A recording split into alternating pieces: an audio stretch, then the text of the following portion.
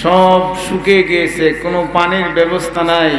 হুজুর, আপনি আমাদের জন্য যদি একটু দোয়া করতেন তাহলে হয়তো আল্লাহ তাআলা আমাদেরকে বৃষ্টি দিয়া আমাদেরকে এই জমিনের ফসলগুলি আল্লাহ তাআলা এই সুন্দর মণ্ডিত করত। যদি আপনি হুজুর একটু দোয়া করতেন। তখন তারা কি করলেন, আল্লাহর ওলির কাছে এই আরজি রাখার পরে আল্লাহর ওলি বললেন, বাবারি ঠিক আছে, তাহলে আমার কাছে আসলে কি হবে, আমি আবার কি করব? তখন বলতেছে, না হুজুর, আপনি অবশ্যই একটু দোয়া করবেন, আপনি যদি দোয়া করে দেন তাহলে বৃষ্টি হবে। তখন এরকম ভাবে শত শত মানুষ একত্রিত হয়ে হুজুরের কাছে আরজি যে হুজুর, আপনি আমাদের জন্য একটু দোয়া করেন, এই জমিনের মধ্যে যেন বৃষ্টি হয়। তখন আল্লাহর ওলি বলছেন যে ঠিক আছে, আমার পরনে, ওনার আল্লাহর ওলির পরনের মধ্যে একটা লুঙ্গি ছিল, ওই লুঙ্গিটা চেঞ্জ করে বলছে একটা গামছা কিনছে, গামছা পরিধান করে লুঙ্গিটা দিছে, বলছে এই লুঙ্গিটা এই পুষ্করিণীর থেকে দয়া লাইরা দাও, ওটা শুকাও। যেটা বলেন সুবহানাল্লাহ।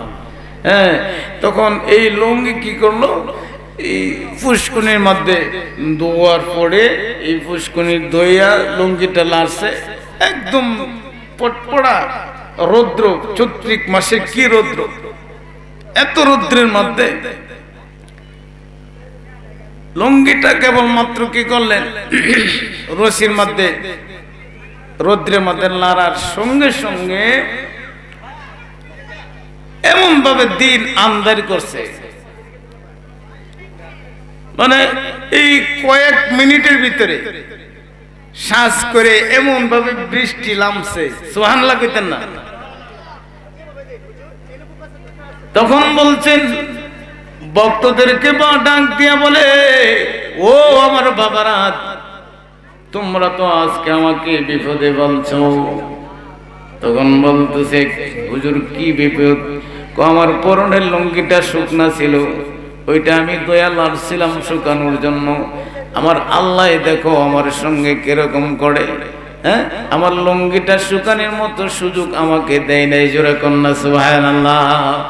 তাহলে আমার আল্লাহর সঙ্গে আল্লাহর বন্ধুর, আল্লাহর ওলিদের সম্পর্ক কতটুকু? সুবহানাল্লাহ কোন আল্লাহ, আল্লাহর ওলির সঙ্গে কেমন সম্পর্ক বন্ধুনি।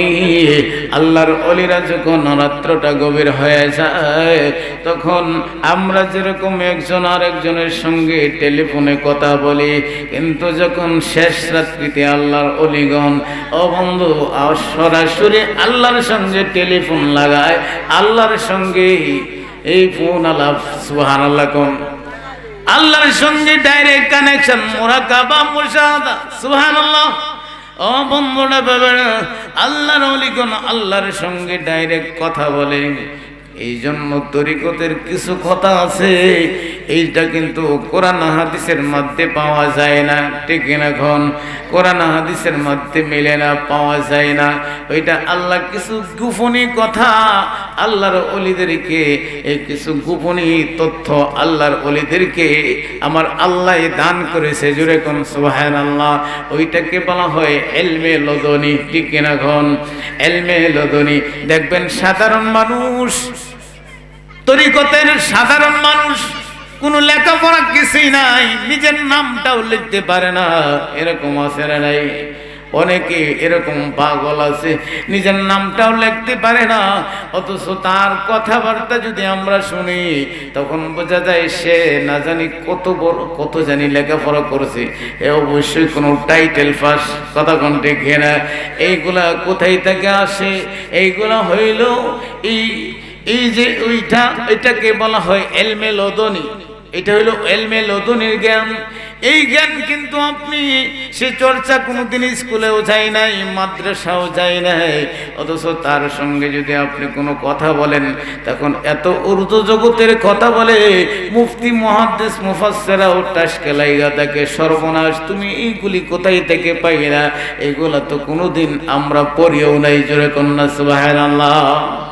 বন্ধুরে আমার, সেই জন্য আল্লাহর ওলিদের কাছে সাধারণ মানুষ যদি যায়, ওই সাধারণ মানুষটা কিন্তু আর সাধারণ থাকে না, ওই লোকটাও কিন্তু আল্লাহর বান্দার থেকে বন্ধু হয়ে যায়। যেরকম সুবহানাল্লাহ।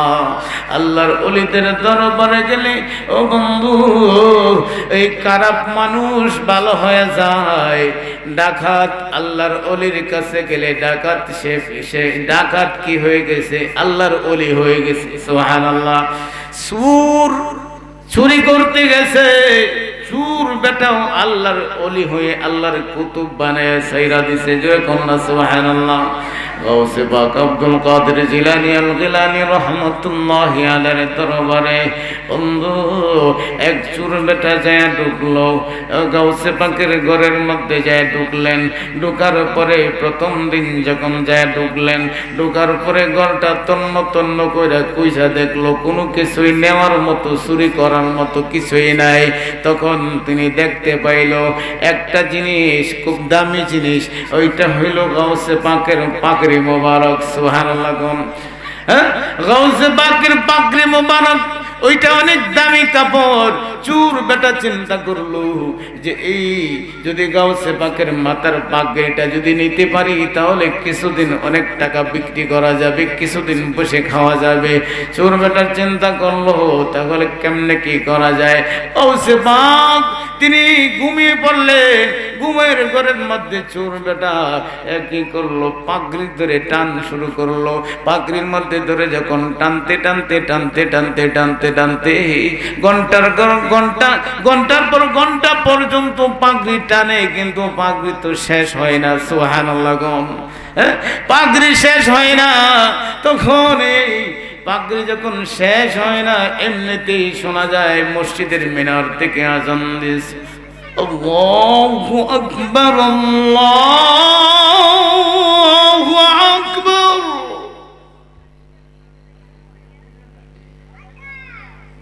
মসজিদের মিনার থেকে আযান,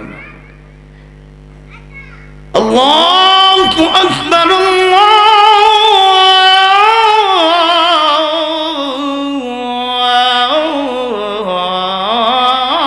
আকবার, আল্লাহু আকবার। আযানের ধ্বনি যখন শুনতে পাইল, তখন গাউসে পাক উঠব ওযু করার জন্য, নামাজের জন্য। চোর দরজা খুললে পাইছে, কত এখন যদি আজান হয়ে গেছে, এখন যদি আরো কত সময় থাকি তাহলে তো এমনি ধরা খাইব। দরজা খুললে দৌড় দিছে চোর। যাই আর কয় যে আজকে যাক, আজকে সময় বেশি একটা পাই নাই, আগামীকালকে আবার আসবো। হ্যাঁ, আগামীকালকে আবার আসবো। গাউসে পাক আব্দুল কাদের জিলানী আল গিলানী রাহমাতুল্লাহি আলাইহি তিনি আসরের নামাজের ওযু বানাইতেছেন। এমন তো অবস্থায় চোর বেটা চিন্তা করলো আজকের দিন সবরে যায় ঢুইকা যাবো। আসরের পরে চোর যায় ঘরের ভিতরে ঢুইকা গিয়া কাঠের তলে চকির তলে যায় ঠিক মারে বৈশা রয়েছে। বন্ধুরি তখন আমার গাউসে পাক আসরের নামাজ পড়লেন, মাগরিব পড়লেন, এশা পড়লেন। চোর বেটা তো সে বসার, গাউসে পাক কোন সময় ঘুমাইব, ঘুমাইলেই সে তার কাজ করব। কথা কোন ঠিক না? তখন গাউসে পাক এসে নামাজ আদায় করে তিনি বিছানার মধ্যে ঘুমিয়ে পড়লেন। তখন চিন্তা করলো ঘুমাইছে কিনা সজাগ, এরকম দোনাউনা করতে করতে রাত্র হয়ে গেছে, অনেক রাত্র গভীর হয়ে গেছে, 12টার উপরে বাইজা গেছে।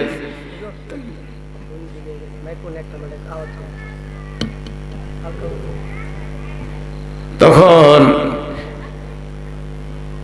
কি করলো, চিন্তা করলো এখন তো কাজ করার সময় হয়েছে। এমন তো অবস্থায় দরজার মধ্যে জানি কে জানি টুকটুক করতেছে দরজার মধ্যে। সুবহানাল্লাহ। কোন দরজার মধ্যে টুকা দিতেছে।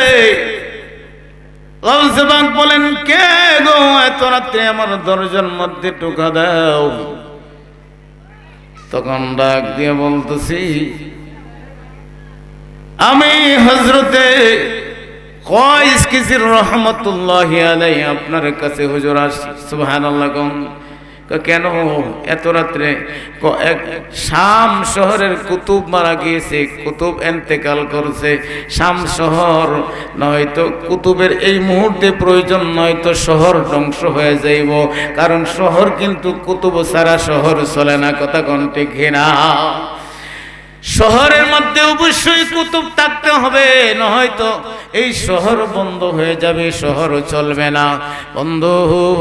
সেই জন্য শহরের এই কুতুব মারা গিয়েছে, এই সংবাদ যখন গাউসে পাকের কাছে জানানোর পরে গাউসে পাক আব্দুল কাদের জিলানী রহমাতুল্লাহি আলাইহি বলে, আরে তুমি তো এখন পেঁচ লাগাইলে, এত রাত্রে আমি কুতুব পাইব কই? দিনের বেলা এসো, কোনা এই মুহূর্তে দরকার, শহর ধ্বংস হয়ে যাবে হুজুর, এই মুহূর্তে কুতুব দেন বাইর করে। তখন গাউসে পাক চিন্তা করে, তখন বলতেছে, ঠিক আছে, দেখো আমার চকির তলে একজন কুতুব বৈশা রয়েছে, তারে নিয়ে যাও। জোরে কন্যা সুবহানাল্লাহ। কার তলে? চকির তলে। যে চকির তলে যারা পয়সা কি কুতুব না চুর? চুর বেড়া পয়সা রয়েছে। গাউসে পাক বলতেছেন, আমার চকির তলে যিনি পয়সা আছে ওই কুতুবকে নিয়ে যাও। এখন সুরে এই কথা শোনার পরে সুরের অবস্থা খারাপ, সুরে করে সর্বনাশ করছে, আমি তো এক নাম্বার সুর। তখন প্রকাশ্যে বলতেছে, হুজুর না না, আমি কুতুব না, আমি হইলাম চোর। গতকালকেও আসছিলাম আপনার পাগড়ি চুরি করার জন্য, কিন্তু শেষ করতে পারলাম না, এই জন্য আজকে আবার আসলাম হুজুর। আজকে পাগড়িটা নেওয়ার জন্য আবার আসছিলাম হুজুর। আমি অরিজিনালি আসলে একটা চোর। তুই চোর না তুই কুতুব? যেরকম আল্লাহু আকবার। তখন চুরি করে চোর বেটা বলে, না আমি চোর, আল্লাহর ওলি কই নাই কুতুব। তখন বলতেছে, ওই দিকে আয়, আমার সামনে আয়। আসার পরে বলতেছি, তুমি গোসল করো। গোসল করাইলেন। তখন গাউসে পাক একটা কাপড় পরিধান করাইলেন। তখন বলতেছে, তুমি একটা কাজ করো, এখন তুমি একটু তোমার বাড়ির থেকে তাড়াতাড়ি তুমি একটু বাড়িতে সঙ্গে সবার সঙ্গে একটু দেখা করে তারপরে চলে আসবা। বলবে যে গাউসে পাকের দরবারে আমার একটু কাজ আছে, আমি পরে তোমাদের সঙ্গে সাক্ষাৎ করব, বাড়ির থেকে একটু ছুটি নিয়ে আসো, যাও। তখন বাড়ির কথা বলছে, বলার পরে ওই সুরবেটা বাড়ির উদ্দেশ্যে দৌড় দিল। কিছু সময় পরে গাউসে পাক ইলহামের মাধ্যমে ডাক দিল, বলতেছে, কিরে তুই কোথায়? তখন বলতেছে, হুজুর আমি তো হইলাম প্রথম আসমানে। যেরকম সুবহানাল্লাহ। কোথায়? প্রথম আসমানে। বলতেছে, তুই প্রথম আসমানে কি করস? তোরে বলছি তোর বাড়ি যাওয়ার জন্য, তুই প্রথম আসমান থেকে তাড়াতাড়ি বাড়ি যা। চোর বেটা তো দৌড় দিল।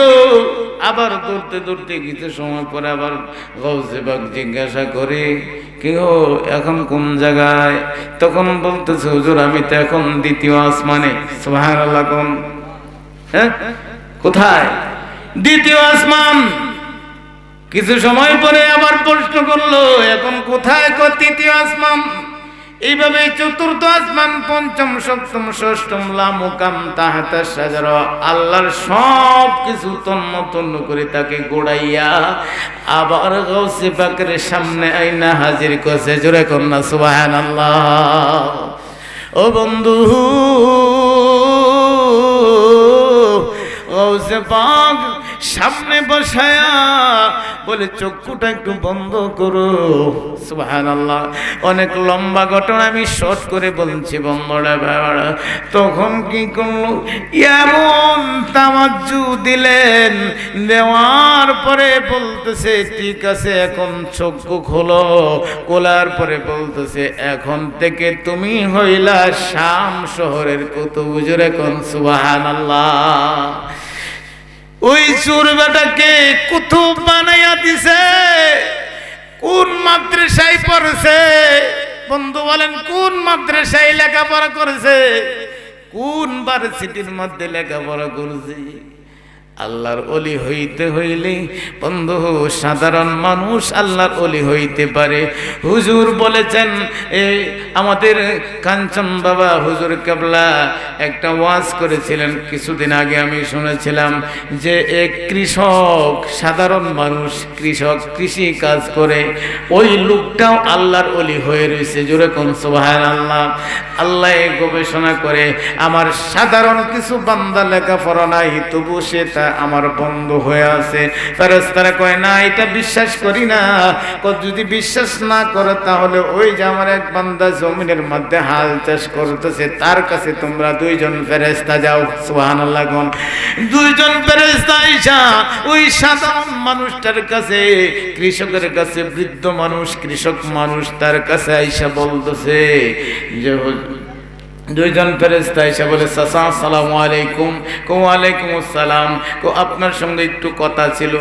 তখন এই দুইজন ফেরেশতারা মানুষের সুরত ধরে আইছে, তখন ক্ষেতের আইলের মধ্যে দাঁড়ায় রয়েছে, বলতেছে বাবা একটু দাঁড়াও, এই আওয়াজটা নিয়ে আসি, গরু দিয়ে হাল চাষ করতেছে, এই আওয়াজটা নিয়ে আসতেছি, দাঁড়াও।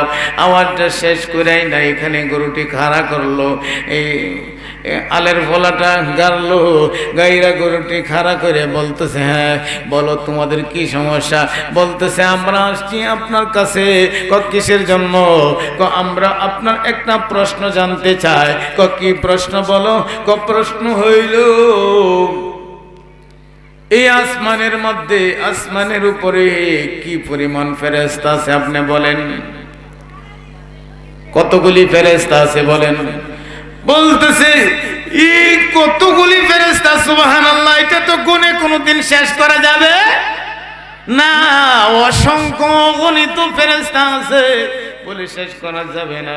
এটা কেমনে সম্ভব? না, এটা তো শেষ করা যাবে না। তখন বলতেছে এই মুহূর্তে যেহেতু শেষ করা যাবে না অগণিত ফেরেশতা, কিন্তু এই মুহূর্তে দুইজন কম আছে, আসমানে দুইজন ফেরেশতা কম আছে। সুবহানাল্লাহ। তখন ফেরেশতারা আশ্চর্য হয়ে গেল, এই কি কথা শুনাইলো, তিনি কেমনে জানে? দুইজন কম, বাকিরা কোথায়? দুইজন হইল, কারা কম তোমরা কি এখনো বোঝো নাই? তোমরা জমিনের মধ্যে আছো, তোমরা দুইজন শট আছে আল্লাহর জমিনের মধ্যে, ফেরে আল্লাহর আসমানের মধ্যে ফেরেশতা, কারণ তোমরা দুইজন জমিনের মধ্যে দাঁড়ায় রয়েছো। জোরে কোন আল্লাহু আকবার। এখন বলেন ওই সাধারণ মানুষটা, কৃষক মানুষ, লেখাপড়া নাই, কোনো কিছু নাই, তিনিও কিন্তু আল্লাহর বন্ধু হয়ে রয়েছে। কথা কোন ঠিক কিনা বন্ধুরে আমার? সেই জন্য আল্লাহর ওলিদের কাছে গেলে সাধারণ মানুষ আল্লাহর বান্দা, তখন আল্লাহর বন্ধুর কাছে সে বান্দা আর বান্দা থাকে না। আল্লাহর বন্ধুর কাছে গেলে বান্দাও আল্লাহর বন্ধু হয়ে যায়। কথা কোন ঠিক কিনা? ও বন্ধুরে, সেই জন্য আমি বলছিলাম কামেল পীরের দরবারে যদি আমরা যাই, সাধারণ মানুষগুলিও আল্লাহর ওলি হয়ে যায়। কথা কন। আপনি যদি তরিকতের মধ্যে সবক নেন, সবক নেওয়ার পরে যদি আপনি ওলি আল্লাহ হইতে পারলেন না, আপনি কানে আল্লাহর ওলির কাছে বায়াত রাসূল গ্রহণ করলেন, তরিকতের সবক বন্ধু, এটা হইল তরিকতের কথা। আপনি একজন কামেল পীরের হাতে বায়াত রাসূল গ্রহণ করার পরে যদি আজকে গ্রহণ করলেন, আগামী কালকে যদি মারা যান, তাহলে আপনার কি উপায় হবে?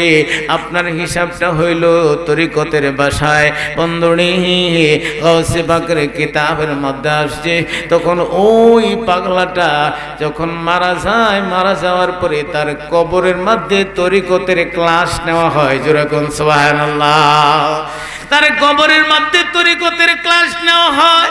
ওই লোকটা, ওই আল্লাহর বান্দা হাসরের ময়দানে যখন উঠবে, তখন সে ওলির দপ্তরে, ওলিদের কাতারের মধ্যে থাকবে। সুবহানাল্লাহ।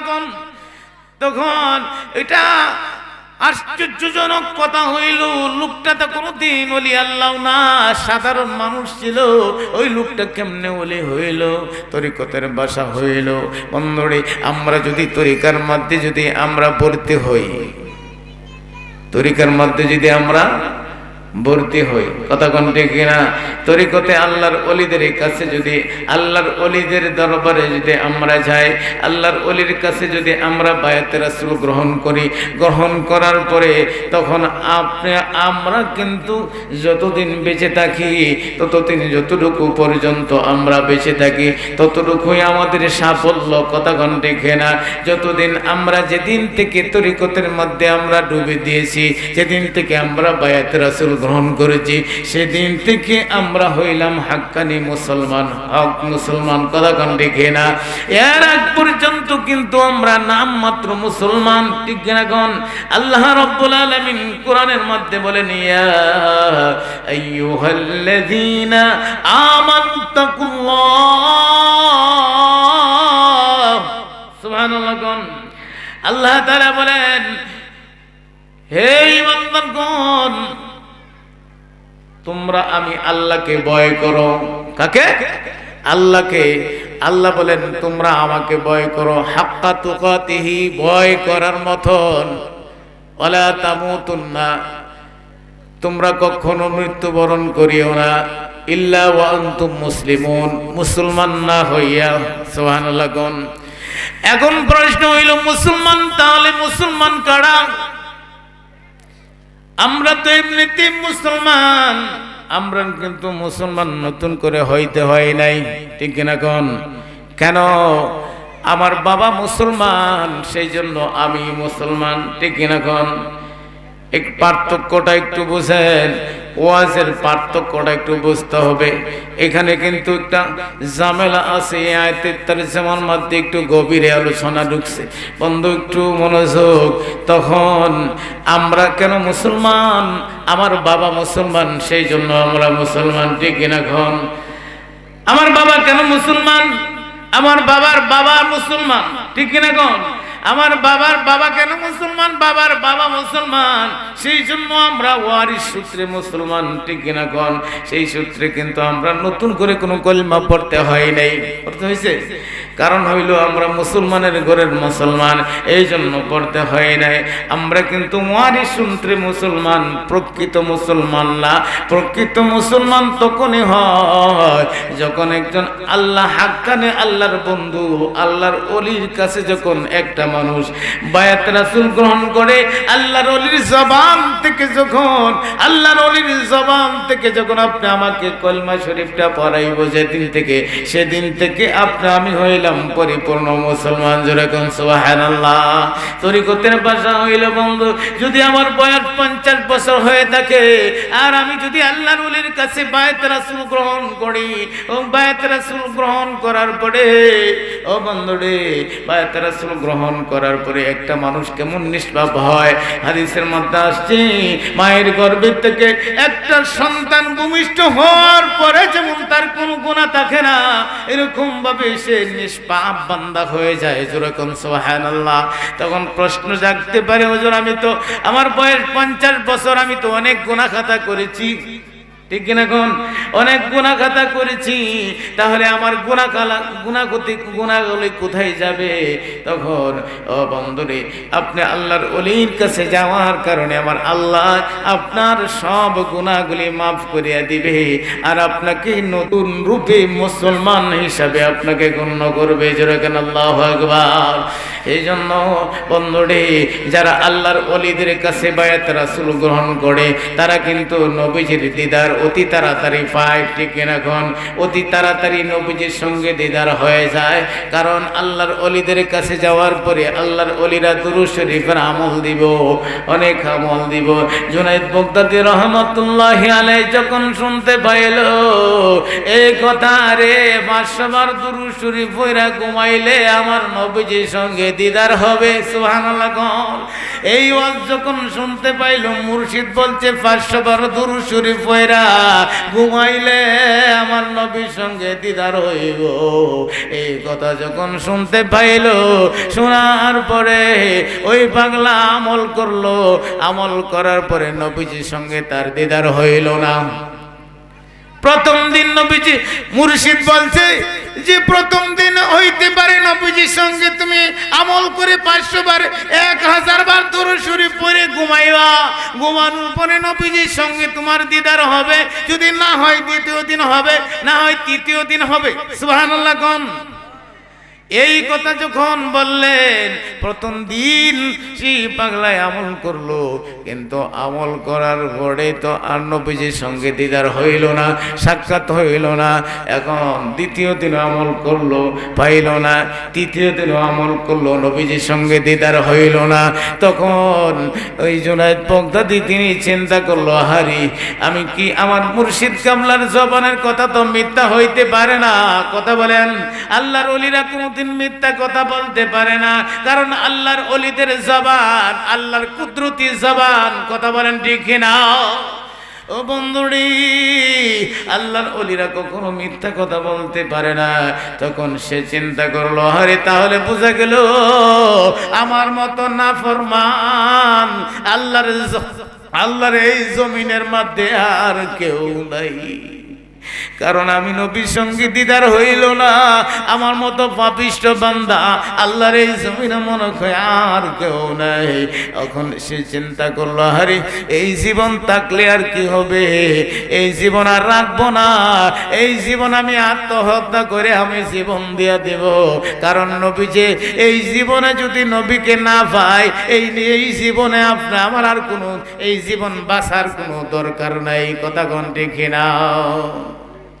মুর্শিদ হাসেন আমার সামনে, নবী আসেন আমার সামনে, জনমের মতন দেখালো আপনাকে, নবী আসেন আমার সামনে, জনমের মতন দেখালো আপনাকে।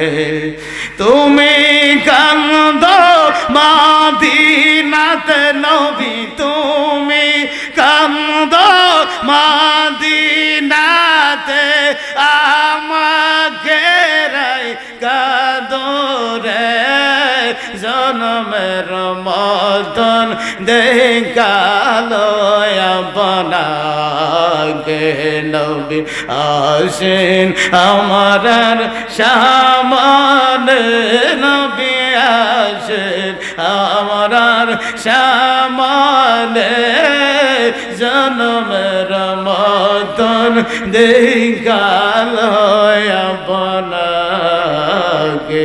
আল্লাহু আকবার বলে। যাই হোক, আলহামদুলিল্লাহ।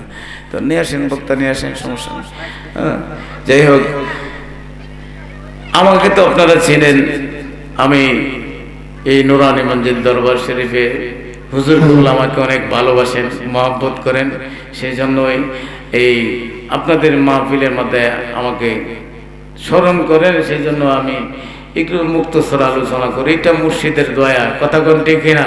হ্যাঁ, মুর্শিদ যারে দয়া করে আউলিয়া বানাইতে পারে, মুর্দা কলব জিন্দা করে চোখের পলকে, মুর্শিদের কদম বিহনে জীবন বিছে।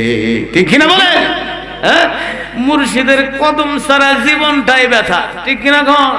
এই জীবন যদি আপনার সাফল্য হইতে হয়, আপনি যদি সঠিক রাস্তা পাইতে হয়, আল্লাহ রাসূলকে যদি পাইতে হয়, তাহলে কি করতে হবে? মুর্শিদের কদমে আপনি আমার জীবন বিলীন করে দিতে হবে। আল্লাহ তাআলা আমাদেরকে সবাইকে এই আজকের আলোচনা আমি সহ সবাইকে আমল করার তৌফিক দান করুন। সবাই বলেন আমিন। হাযা ওয়া আখির দাওয়ান আলহামদুলিল্লাহ।